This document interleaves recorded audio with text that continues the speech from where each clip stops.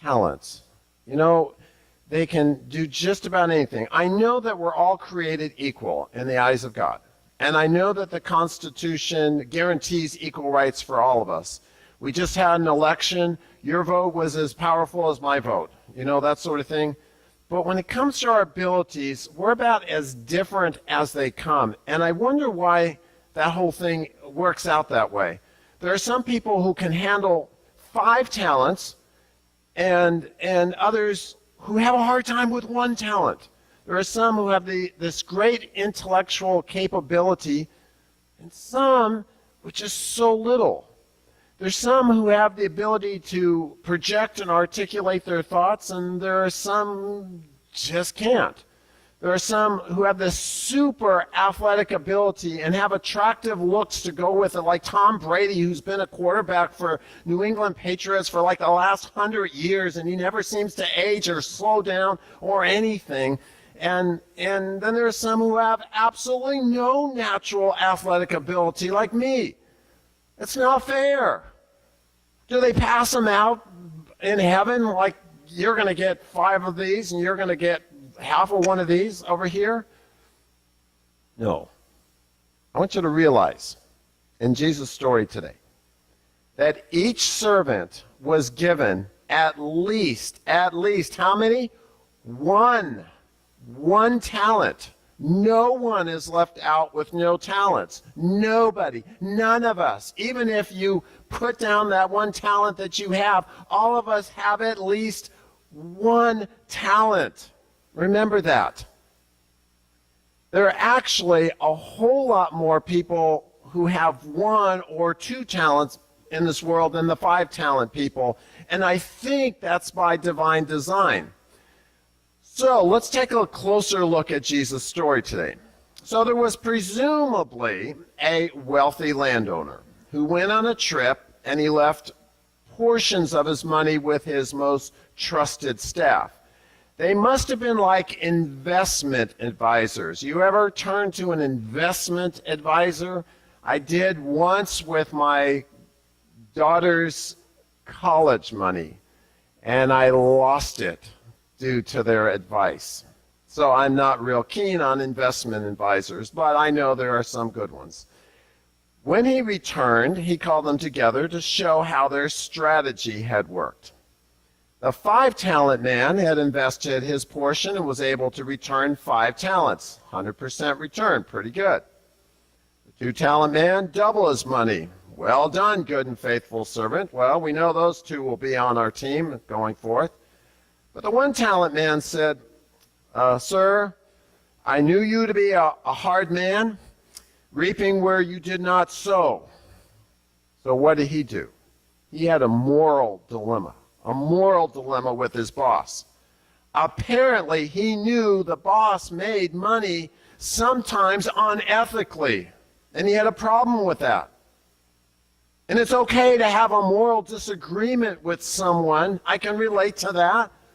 I don't like when people take advantage of other people financially or otherwise. But where the advisor went wrong was in taking the money in the first place. He needed to say, no, I can't do that. Or if I do, I'm not going to reinvest it. The presumed agreement was if he took the money, he was to invest it and produce at least a double return if he could, at least make an effort. Instead, he simply returned that which he had originally been given. And the landowner, he's really unhappy. It's like, I hired you as an investment advisor, and what did you do? He uses such words as slothful and wicked. He takes the talent back and he gives it to the servant who has 10. Not fair. Not fair, Jesus. Now, it's interesting to note that in this 25th chapter of Matthew's Gospel, there are 3 parables told in a row. The parable of the bridesmaid, the parable of the sheep and goats, and the parable of the talents. And essentially, the same phrase is used in each one. After a long time.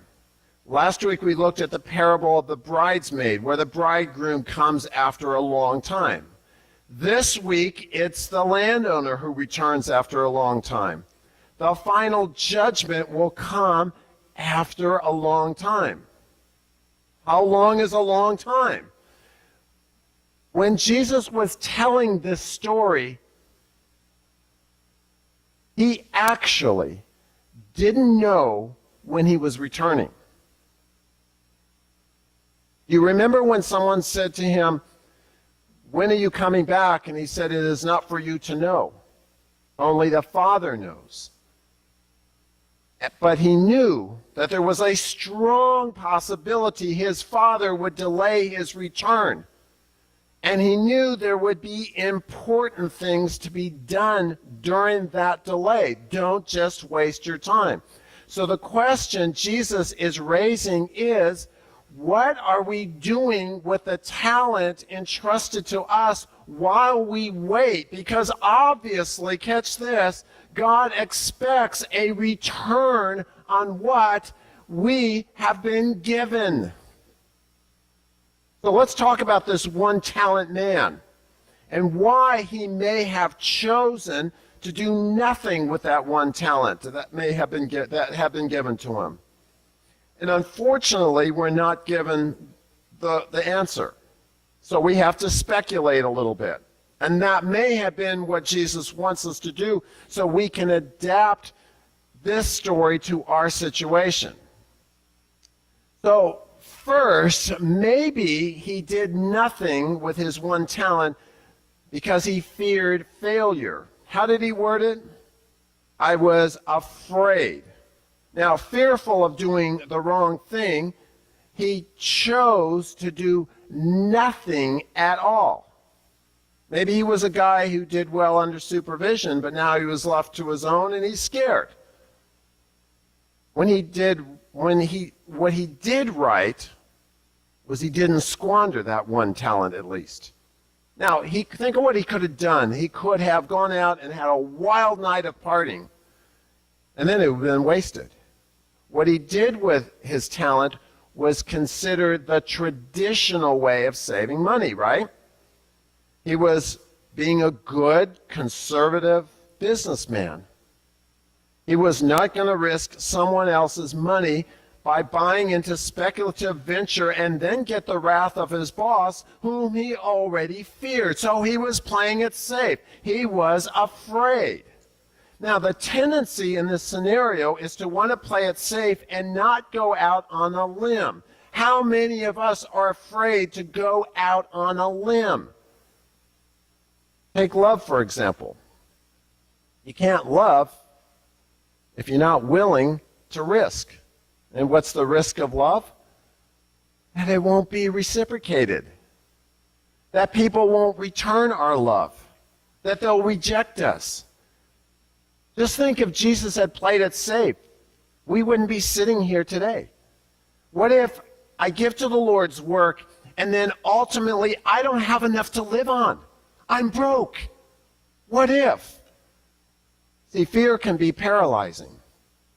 Perfect love casts out all fear. And that perfect love can be found in a daily personal encounter with Jesus and taking some risks with Jesus, with what we have, the money, the talents, the time. So fear, first thing. Maybe the second reason why this one talent man did nothing with his talent is that he played the game, if only. If only I had been given the talent of these other two men, then I could have accomplished something. That's a game we like to play. Oh, I would love to teach Sunday school class if only I had her ability. If I only had his voice, I would sing in the choir. I would support the church if only I had a little bit more money. We would fully support the mission and ministry of the church if only we had a little more money in the budget. You know, it's a dangerous game because it's too easy to get us off the hook. I love this story of a 38-year-old scrub woman. She would go to the movies and she'd sigh, if only I had her looks. She would listen to a singer and moan, if only I had her voice. Then one day, someone gave her a copy of the book, The Magic of Believing.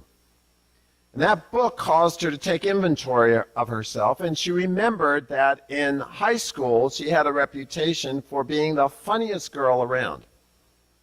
She began to turn her liabilities into assets.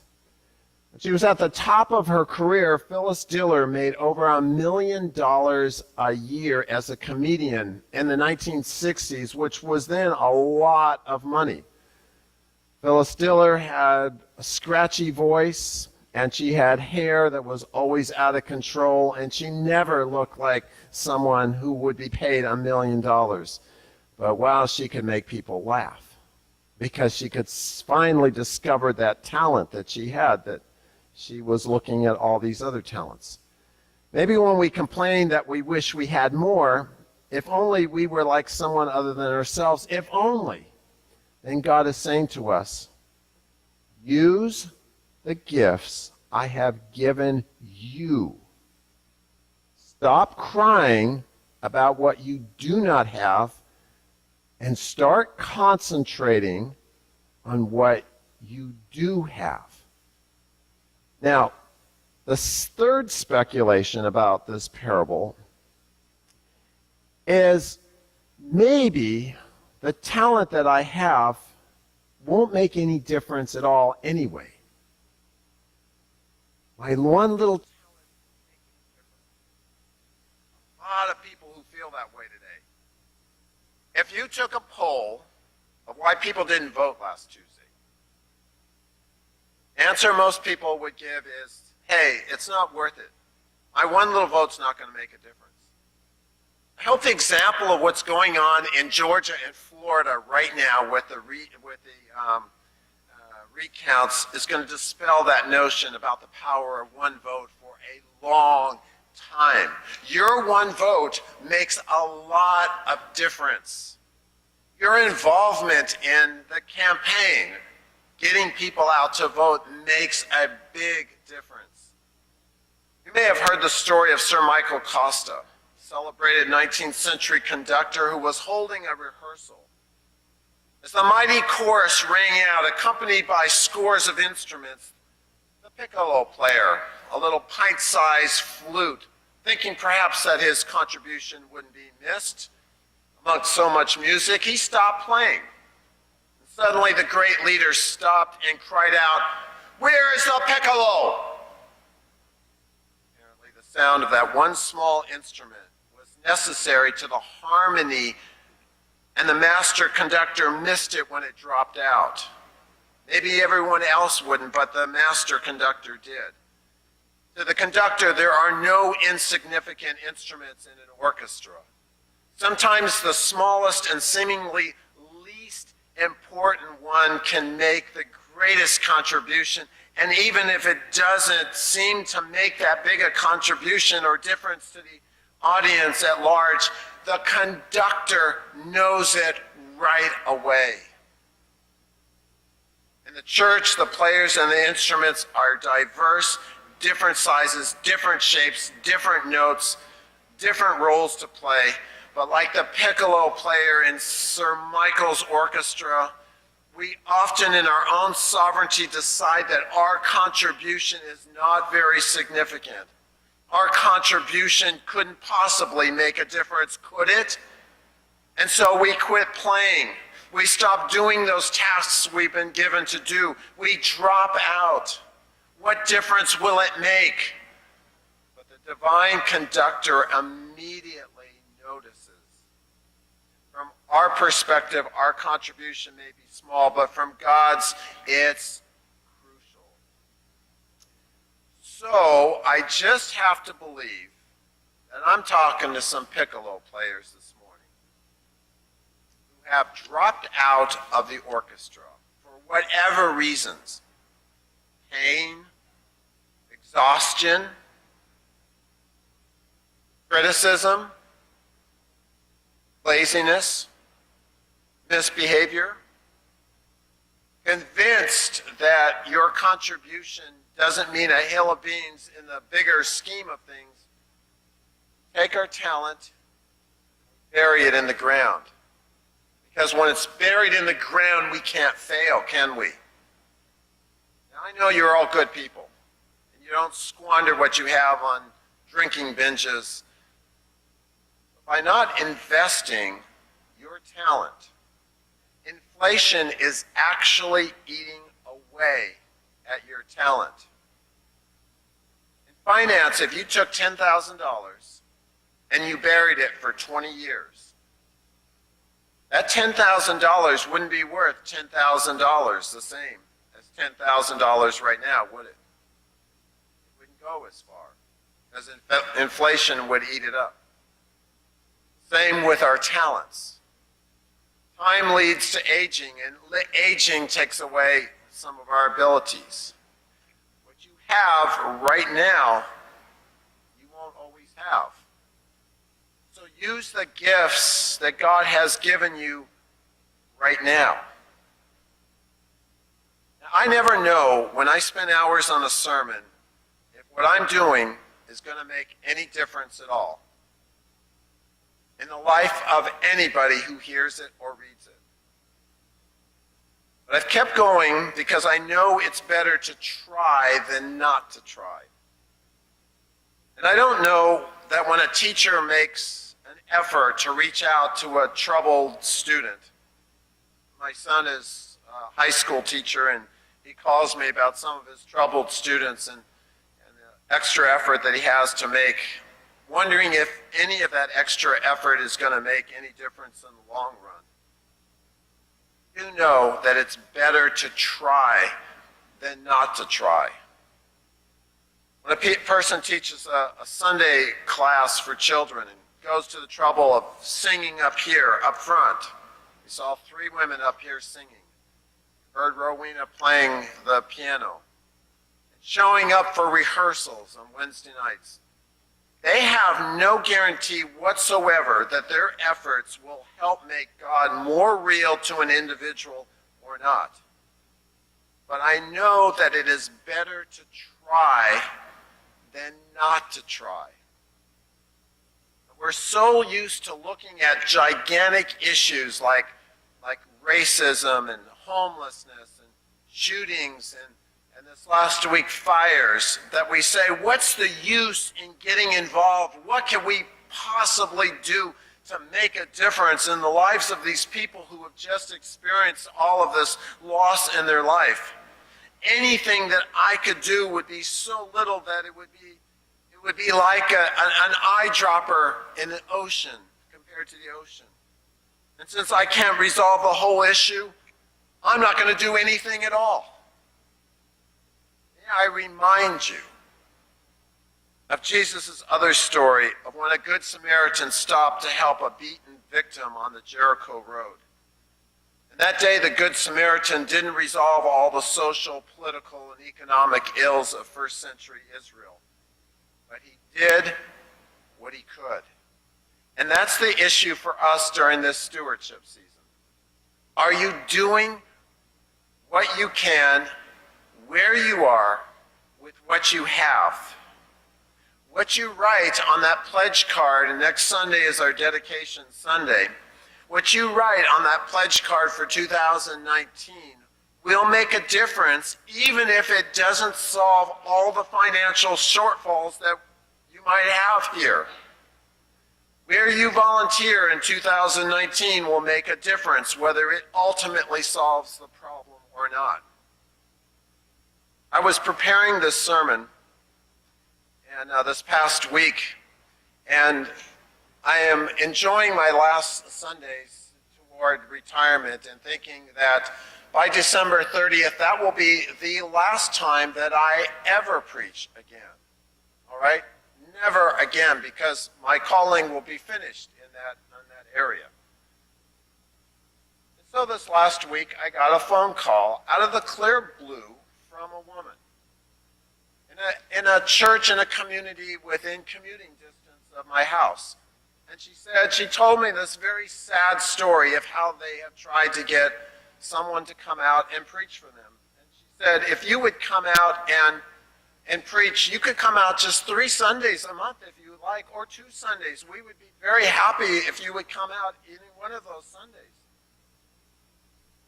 And what surprised me, and I think partially because I was dealing with the story of Jesus, is I didn't tell her, oh no, I am finished. I am completely finished, ma'am. Thank you for calling, but I am completely finished. In fact, I texted my wife right after that, and I said, I am really surprised. I didn't turn her down right away. Because God has given to me certain things that I need to share. Now, my prayer is that I am well connected enough and I will be able to help them find somebody who can speak for them each Sunday and lead them. That is my prayer. But that is also maybe a gift that God has given to me. So what we need to say is, I'm not going to take what I have been given and bury it because I think, well, I'm finished, because I have done everything that I can do. Oh no. I'm going to take what I have when God calls me to do it and use it for him. At least say, I am willing. Okay, God, I am willing and open to this. Will you do that? Let's go to the Lord in prayer.